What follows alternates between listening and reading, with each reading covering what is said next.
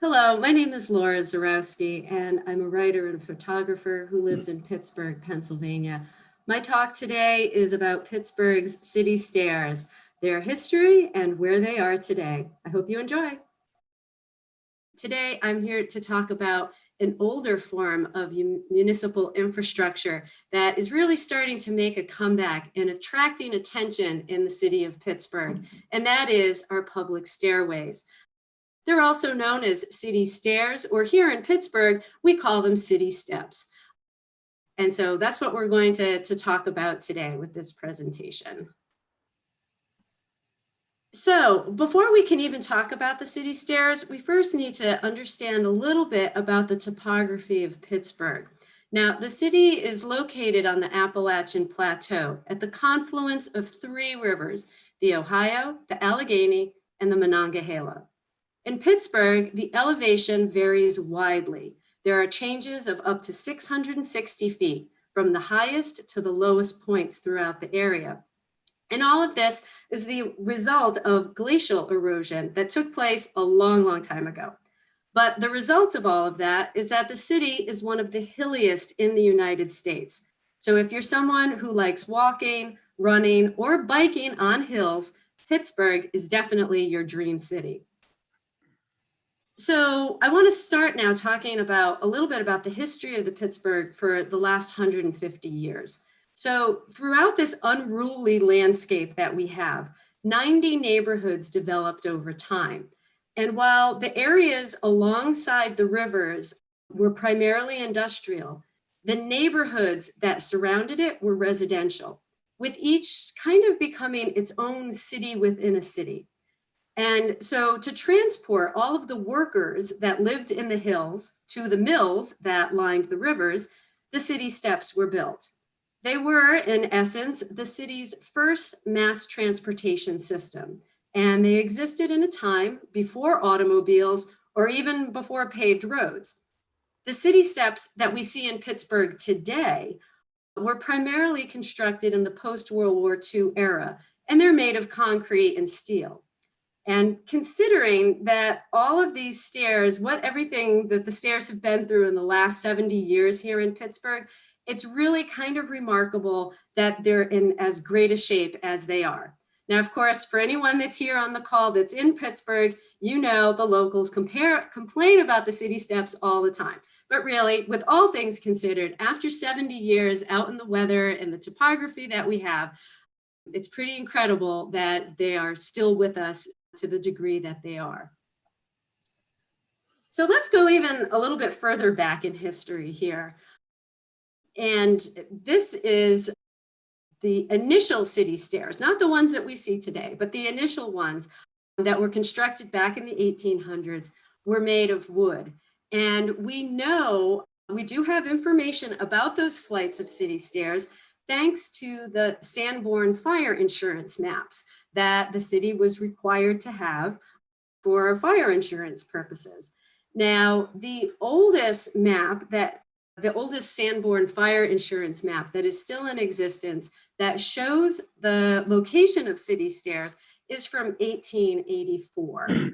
And that really gives us some interesting view because Pittsburgh as a city has changed so much in terms of what the built landscape.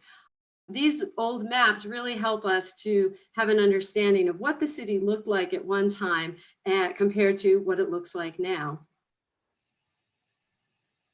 So while those city stairs from the 1800s no longer exist, and we don't really have very, very good records of them beyond the maps, we are very fortunate here in Pittsburgh to have very extensive archives of photographs that were taken in the very early boom days of the city, back around the 1900s. And this is when Pittsburgh's population really began to swell. This photo that's on the slide right here is of the Indian Trail steps. Now, this particular flight, which was demolished in 1935, was over a mile long and had over 1,000 individual steps that brought people from the Monongahela River up to the Mount Washington neighborhood, which is located on the south side of the city. Now, prior to these stairs being built, because as you can see there, they were built in 1909, workers would have walked up and down a walking path, a trail that had been in existence, had been in use since 1763. And so while in our modern day view, when we look at this and we think, wow, what would it have been like to walk up and down that flight of stairs? We also have to put it in the context of that you would have been walking up that flight of stairs after a grueling 12-hour shift at a steel mill. And that prior to 1909, if you were working in the steel mills and you lived in Mount Washington, you weren't even walking on stairs. You were walking up and down a path that had been carved into the hillside. So before I get into the particulars of the city stairs and what makes them so unique, I just want to spend a little bit of time talking about the history of mapping the stairs in Pittsburgh. Because while Pittsburgh did a great job of creating infrastructure to move 700,000 people around, they didn't really do such a great job at preserving or archiving records or maintaining the records that they did have. Now, we can't totally fault city government for all of this, because part of this lack of maintenance is due to the fact that following the boom years, there was a bust. And Pittsburgh went from being one of the largest cities in the United States to losing more than half of its population. And combined with that flight of population and a shrinking tax base due to the loss of the steel industry and general industry, the city just couldn't keep up with the record keeping. And record keeping was no longer a priority. And this is the situation that Bob Regan found himself in when he moved to Pittsburgh in the late 1990s. Now, Bob was and still is an engineering professor at Pitt, the University of Pittsburgh, and he moved to Pittsburgh from Boston, Massachusetts. He was an avid cycler and probably still is. And as his travels around his new city, getting acclimated and familiar with everything, he happened to notice all of these city stairs that were etched into the hillside and, really wanted to know more, but was kind of stymied by the fact that he couldn't find real comprehensive records about where all of them were located.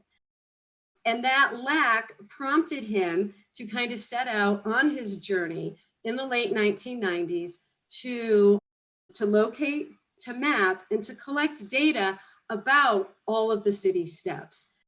And it's through his efforts, which took several years and resulted in 2 books being published.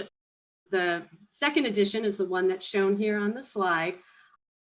We now know where the 739 city steps are located. It's really as a result of his efforts that were taken almost 20 years ago.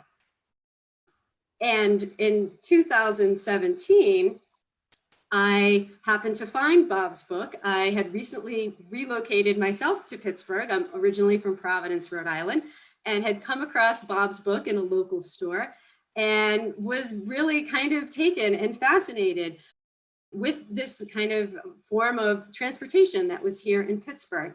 And so that started me on my journey to kind of recreate the path that Bob had taken more than 20 years ago. I'm fortunate because thanks to Bob's effort, I now know where the stairs are. It's very easy for me to go back and relocate them and photograph them and write about them and document them. And so my journey is, in a sense, recreating the journey that he took 20 years ago. And I have my various websites and social media accounts that if you're interested in learning more about that and seeing the photographs that I've taken over the last 3 years, you can certainly follow me through those avenues.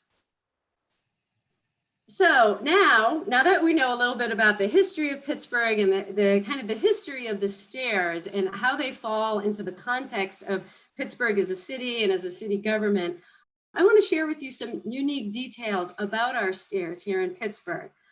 The first being that there are 344 legal streets that are actually flights of stairs.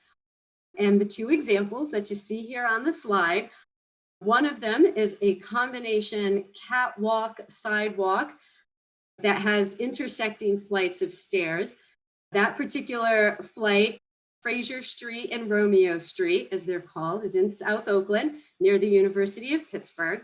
And the other flight that's shown is a cantilevered flight that is in the Spring Garden neighborhood on the north side.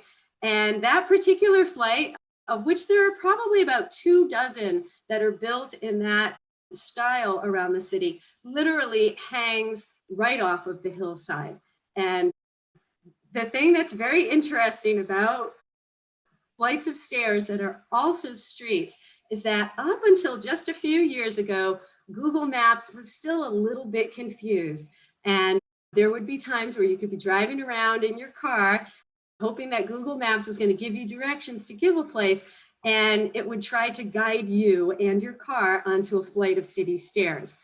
Fortunately, thanks to the fact that we now have a very large Google office in Pittsburgh, that problem has been alleviated. And now you only get directions that take you to city stairs if you're in pedestrian mode.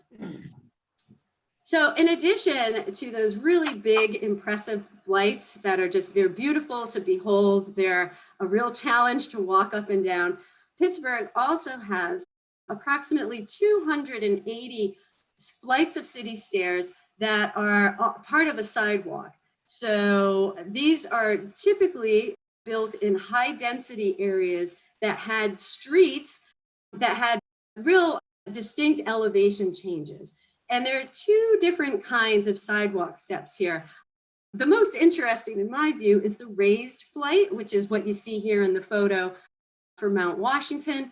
And then there are also kind of traditional sidewalk flights that are level with the road and that act more like a sidewalk but have occasional steps to them. And now also we still have wooden stairs. And so while wood was what the city stairs were made of back in the 1800s, it is still a popular building choice today, mainly because it's easy to construct and it's still reasonably inexpensive compared to making a flight out of concrete and steel. And throughout the city, there are still approximately 90 wooden flights, and they tend to look very similar to the photograph that's shown here of Marshall Shadeland. Flight of stairs there, the Marshall Shadeland neighborhood on the north side of Pittsburgh. So as I mentioned at the beginning of the talk, Pittsburgh has 90 neighborhoods, and 66 of those neighborhoods have city steps in them. And the South Side Slopes neighborhood, which is on the city's south side, has the greatest number. There are 68 flights of individual flights of city stairs with approximately 5,400 individual steps. Now, the South Side Slopes was a neighborhood that, back in the day was home primarily to steel workers and their families. But today, it's still a pretty vibrant neighborhood. It's still pretty well populated because it's a very popular place for young professionals and college students to live. And every year, the South Side Slopes Neighborhood Association hosts an annual step trek. It's a fundraiser for the neighborhood group. And what happens is, you buy yourself a ticket, you get a couple of different walking maps that take you all throughout the neighborhood. And of course, because the neighborhood has so many city stairs, you have, it's a real workout, a real challenge, because you're climbing up and down this elevation pretty constantly. But one of the nice rewards of that, walking through the South Side Slopes, is that the neighborhood really has some incredible views of the Monongahela River and of downtown and of Oakland, which is on the other side. And there's a small picture there of myself. I have just completed climbing up Yard Way, which is the 5th longest flight in Pittsburgh. As part of the walk, once you reach the top of Yard Way, there's a bell that everyone has to ring and folks clap and shout, and then you have some water and you try to regain your breath and you continue on with your walk through the neighborhood. And so, unfortunately, not is all vibrant and fun and happy when it comes to the city stairs in Pittsburgh. You know, losing more than half of its population has taken a serious toll on the city and on the municipal infrastructure throughout the city. And scenes like I show here on this slide of rising Main are very common, you know, throughout many neighborhoods of the city. And Rising Main is located in the Fineview neighborhood, which is on the north side, and it is the fourth longest flight in the city. Now, unfortunately, this once vibrant neighborhood was really hit hard through the loss of population in the city, and also as the result of being bisected due to highway construction. If you look at one of the photos there, the one that has a bunch of empty houses, you can see a highway in the distance. And 100 years ago, that highway didn't exist.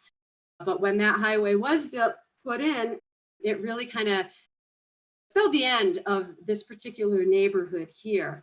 And unfortunately, what that means for the stairs is that these steps that were built, they no longer connect anyone to anything. And it's an area that is very popular with exercise enthusiasts because the elevation climb that you get by going up these stairs are really great for people that are training for marathons, trying to get in shape. But it's a situation where, because there aren't very many people here and the stairs are in such terrible shape due to the erosion of the hillside, which in part has been exacerbated by the demolition of properties that have been abandoned on this area, it really becomes an issue of, okay, there's this beautiful, impressive flight of stairs that are very near and dear to many Pittsburghers, but the cost of fixing such a flight would be millions of dollars, maybe even tens of millions of dollars. And the question comes up is that money, you know, really well spent when there are so many other issues that Pittsburgh needs to allocate its funds to? So I always say to people, because in Pittsburgh, if you like stairs, the topic of Rising Main will come up in any conversation. And I always just like to say to people is enjoy it while you can, get out there and walk it while you can, and take your photographs, because it's only a few landslides away from being closed and possibly being demolished someday. Another issue that is happening here around the city stairs in Pittsburgh is the topic of orphan houses. And orphan houses aren't, you know, people hear the word orphan and they think, oh, a child who has lost their parents. And in some ways, an orphan house here in Pittsburgh is somewhat like that. Orphan houses were homes that were built on the city stairs that do not have any sort of street access. Now, back in the day when these houses were being built, the fact that they didn't have easy street access wasn't that big of a deal. It wasn't an era where families had multiple cars. And in fact, for some of these homes, they were built in an era where a family wouldn't have even been able to afford to have a car. But what has happened over time, once again, due to lack of population and demolition, is that these houses have really kind of, you know, fallen by the wayside. A number of the houses that are on the city stairs no longer exist, or if they do exist, they're in really terrible shape. There are only a few instances where orphan houses are still inhabited, and those tend to be the orphan houses that are on the south side slopes, which has maintained a pretty consistent population, as well as orphan houses that are in extremely depopulated areas. And that's only because people are able to purchase the houses for very, very little money. And then they can often install a driveway or a road to be able to access it. And the photo that's on the slide here is a perfect example of what has happened to orphan houses, because the image you see here is a screen capture from Google Street View of A Street in the California Kirkbride neighborhood on the north side. And this street view capture is from 2011. If you were to go to this area in the neighborhood right now, this house and the stairways, they've been demolished. They don't exist any longer. So in some ways, Google Street View provides an archive and a resource for people to be able to see what neighborhoods once looked like before, demolition took place. So I don't want to end my talk on a sad, demoralizing note here. So there are a couple of things that I want to bring up now about the state of the stairs in Pittsburgh here in 2021. And the fact is that we do actually have a couple of big wins that we've experienced in recent years.